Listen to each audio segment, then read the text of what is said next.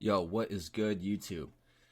Today's video, as you can see from the title and what you see on the screen right now, is how to calculate your macros, a step-by-step process as well as an example. So what I'm going to go over today is the exact process that I follow when I'm calculating, not even just my macros, but every time I bring on a new client, what I do with their macros as well, what I have them do, and the adjustments I make. So I'm going to be giving you guys all the formulas, all the, practices and everything that I do to calculate macros in this video. So I'm going to go through an example as well. So you can just plug in your numbers and then use the exact same strategies that I do for me, myself, and my clients and put it into your own practices. So without further ado, let's get into it. So what not to do. I always like to start a lot of my videos with saying like what the current issues are, like what issues you're facing and what not to do. So that's what this is about, obviously. So do not copy someone else's macros or believe that there is a one size fits all. Do not believe any of these, fitness influencers or coaches you see online saying the best macros are this, this, and this, as if there's supposed to be like a one size fits all approach for macros, which absolutely makes zero sense, but people are believing it, so that's why I made sure to address that. Number one thing not to do. Do not use generic macro calculators without customization. I do not recommend this. However, they can be a decent starting point if you've never calculated macros before, just so you can get a kind of get an idea to like what to look out for. But if you're watching this video, then you will not need to use one of those macro calculators. Again, they can be a decent starting point if you have absolutely no idea what you're doing, but I wouldn't recommend them. I just would not recommend them because they're so general and everyone is different. Everyone has different metabolisms, different activity levels, different age. I mean, a lot of that stuff is taken into consideration in those calculators, but they're never accurate. I've tried it on myself many times. I've tried it for friends, and it's just never accurate. I think it said my maintenance calories for me to maintain my current weight. I think it said it was like 3,100 or something when I'm eating like 4,000 to 4,400 calories a day, and my weight is basically staying the same. I've kind of plateaued. I got to increase the food probably next week if my weight doesn't change. So only caring about the numbers. An example, for if just because a Big Mac is 26 grams of protein, that does not mean it's a good source of protein. That does not mean that it's a good idea to go out and eat shit food just because it has decent macros. I don't know the exact macros for a Big Mac, but 26 grams of protein, you would look at that and say, oh, that's not too bad. Which, I mean, 26 grams of protein per meal, yeah, that's pretty much what you want to get. But there's all this other bullshit in it that you don't want to have in your meal. So, again, you can apply like if it fits your macros approach, which is good, but you don't want to be eating like complete dog meat food. Like you don't want to be getting all of your carbs from like candy or donuts. Like you're just gonna feel like shit. Even if the macros are sufficient for what your goals are and the calories are aligned, I still wouldn't recommend just eating shit because you're not gonna feel good and it's not gonna be fueling your body with the correct fuel it actually needs to perform well and build muscle or lose fat. All right, yeah, overcomplicating the process. Again, once you find the macros that you need to stick with, just stick with them. Don't need to change all the percentages, increase here, decrease that. Like, just keep it simple. Obsessing over minute details or stressing out if you aren't 100% on. Now, this is something I really struggled with when I first started tracking macros. I would weigh everything like to the exact gram, and if I was slightly over or slightly under on, I don't know, say fat or something for the day, I would literally go and get like olive oil or something and drink that. So like, okay, I gotta have a 1/3 of a teaspoon of olive oil to make sure I hit exactly my fat goals. Which you don't want to do that. You're just gonna have a negative relationship with food, and it's gonna stress you out, and it's gonna make you never want to really take on fitness again. So it was tough for me, but as long as you're as close as you can on a consistent basis, that's really what you need to do. Yeah, so try to get as close as you can to your target, but don't stress out if you're off a little bit. All right, so before you calculate your macros, so that's what not to do. So this is what you do before you try calculating your macros. is you find your caloric, I'm a broken record, you find your current caloric and macronutrient intake by tracking your calories and macros using MyFitnessPal. I've said it a million times. Track your stuff into MyFitnessPal. Do this for a week straight so you know exactly how to make adjustments, and then you will use the advice that I advise you in this video.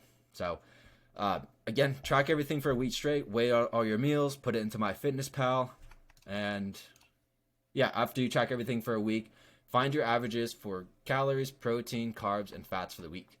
The formula for that, pretty self-explanatory. Everyone knows how to find an average. Total for the week, so total calories for the week, divided that by 7, that's going to give you your average. You know, same thing, just go through protein, carbs, fats, total carbs for the week divided by 7, average carbs for the week, and so on. I'm sure everyone understands basic algebra. All right. Current consumption. So this, I'm going to go through an example here. This is someone I just started working with. I'm using them as an example. So example, 5'9" male, 180 pounds. Goal is to lose fat, okay? These are the macros and calories that he gave me after tracking his stuff for a week. So he was eating about 2,600 calories a day, about 95 grams of protein, 322 grams of carbs, and 104 grams of fat. You know, not the ideal macro makeup, but I've seen worse for sure. You know, I've definitely seen worse. But yeah, this is what he was working with. So I was like, okay, yeah, I'll make your macros for you. So I'm going to go through the exact adjustments I made to his macros so that he could get closer to his goal of losing fat. All right, protein. This is the easiest one by far. 1 gram of protein per pound of body weight. You can do 0.8 to 1.2 grams of protein per pound of body weight, but I just do 1 gram just because it's the most simple way to do it. Yeah, you don't need an insane amount of protein because more protein does not equal more gains. We're not professional bodybuilders that are on a bunch of performance-enhancing drugs and their protein synthesis is through the roof. So you don't need fucking 500 grams of protein to build muscle. 1 gram of protein per pound of body weight is all you need. And I hear some people even say that that's a little much, but I mean, it doesn't hurt. It doesn't hurt to have a little extra. You don't want to go too crazy though. All right, focus on getting protein from whole foods like chicken, egg whites, lean steak, lean beef, things like that. So try to focus as much as you can on getting your protein from those sources. Again, you do not need protein powder. I mean, unless you just really don't have time to prepare your food. But I think you just need, if you really start doing protein powder every single day because you don't have time to prepare, I think you just need to practice your time management skills a little better. Because I was going to school full time, working full time, and going to the gym and preparing my meals. But I was getting up super early. I was just pretty good at managing my time when I was in college, so there's no reason why you can't do it now. All right, so if you guys didn't know, there is 4 calories per gram of protein.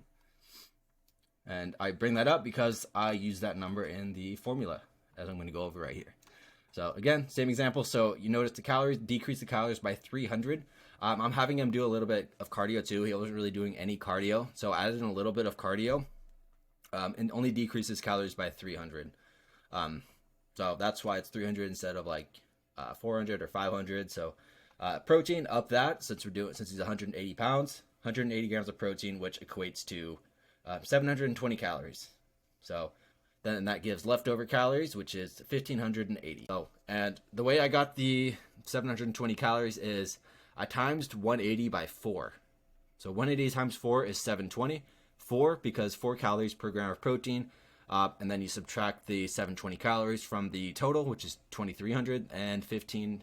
That's how you get 1,580. It might be a little bit confusing, but when I show you more numbers, it's going to make more and more sense. All right, carbs. This is going to be split up. Carbs and fats are going to be split between the remaining calories after the protein is determined. What I typically do for carbs is 70% of the remaining calories, and that's what I did in this example as well, as you're going to see in a moment. It's best to get a majority of your carbs from like complex sources like rice, potatoes, oats, rice cakes, things like that. Again, you don't want to be getting all your carbs from like sugars and, processed food like cereal or anything like that. It's just not going to make you feel good. It's not going to give you the proper fuel that you need to get like really good workouts and feel energized throughout the day. I mean, yeah, you can throw a little bit of that here and there. Obviously, you want to have a sustainable diet, but you don't want to make those your main source. I would say simple sugars pre and post workout aren't a bad idea because it replenishes glycogen stores, which get depleted when you work out. So that's not a bad idea at all. What I like to do is cream of rice or like fruit or something. My smoothie in the morning has cream of rice in it, which with a bunch of fruit. So that's what I use. So that's what I do in the morning when I'm trying to like replenish glycogen stores really quick. Just fast digesting sugars that just really get glycogen back in the muscles as soon as possible, as quick as possible. All right, so just like protein, 4 calories per gram of carb. So this is the formula. So that 0.70 is 70%. That's the number we're going with here. 70% of the rest of the calories. So 70% times total calories minus the calories from protein equals calories from carbs divided by 4. Okay, makes sense? I'm going to show you the example here. So again, 70.7 times 2300, so that was the total calories, minus 720. Remember, 720 is the calories from calories from protein.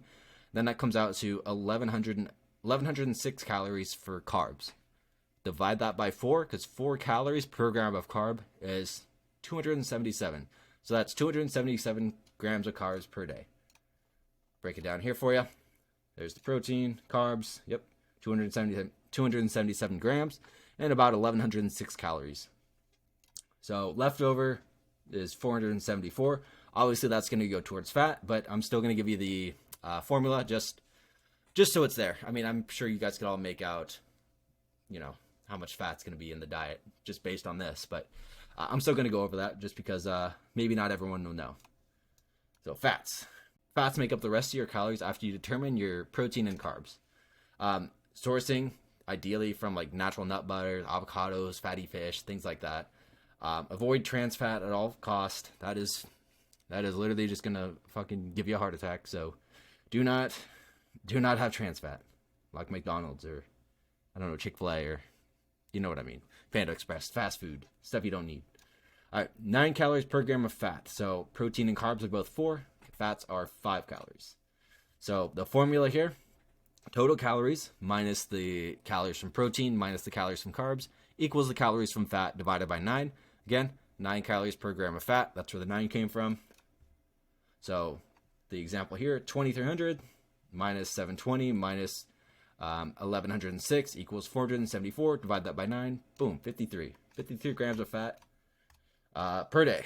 So these are the macros that this guy that he went with, that I adjusted for him, and obviously calories left over is 0. So those are his macros that he has to get as close to every single day. And I did a before and after here as well. So you can see here, before, minus 300 calories, protein almost doubled, carbs roughly like 45 less, fats almost half. So that's kind of how you manipulate your macros in order to get closer to your goals. If you wanted to gain muscle, if you wanted to be in a calorie surplus, obviously you would apply the exact same principles here, but probably instead of eating 2,300 calories, if you wanted to gain weight, you'd probably eat close to like 2,800, 2,900. But you'd apply the exact same formulas that I went over in this video. So do not take these exact numbers. Take these formulas in these processes, but do not take the exact numbers. Even if you are 5'9" and 180 pounds, you still need to find your specific macros and calories because everyone is different and has different metabolisms and different activity levels. So you still want to go through the entire process A to Z that I went over in this video. Just because you know all the formulas and everything, that does not mean you can skip the first step and not track your current macros and calories for a week straight. Okay? That's probably the most important step. That's the first step. Yeah, take these formulas I discussed in this video, and then after you track everything for a week straight, your current macros and calories, just plug your numbers into the formulas that I went over in this video, and that's how you calculate your macros. And these are going to be your starting macros. And when you calculate your starting macros, stick with them at least 2 to 3 weeks or until you plateau. So pretty self-explanatory there. And then when you do hit a plateau, because it's inevitable, you do have to make adjustments. You do have to continue to make adjustments to your plan, so you don't keep plateauing, so you can continue to make results, so you can continue to get closer to your goals, and so on. You want to just subtract 200 calories from either fats or carbs, or a combination of both, whichever you prefer.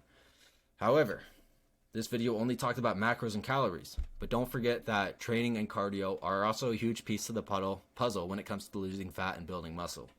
So maybe you don't want to lower the food anymore. You can increase the cardio slightly. I've gone over that in a previous video as well. Yeah. So just because you calculate your macros, that does not automatically mean that you're going to lose weight. Okay? You still have to account for activity level. Okay? So say you get your current macros and everything, and then you decrease the calories, but then you stop going to the gym. You're not going to get anywhere. So just remember that this is just a piece of the puzzle. Apply everything else. Calculate your macros using the formulas I used in this video. Stay consistent with everything else you're doing, and you're going to see results. And if you plateau, just subtract calories, increase the cardio. Pretty self-explanatory, but with that being said, hope you guys enjoyed. Hope you guys found this video valuable. If anyone has any questions, you can leave them down in the comments. You can hit me up on Instagram. I put my Instagram in the description as well. I'd be happy to assist in any way I can. But yeah, all right. Hope you guys enjoyed, and I will see you in the next one. Peace.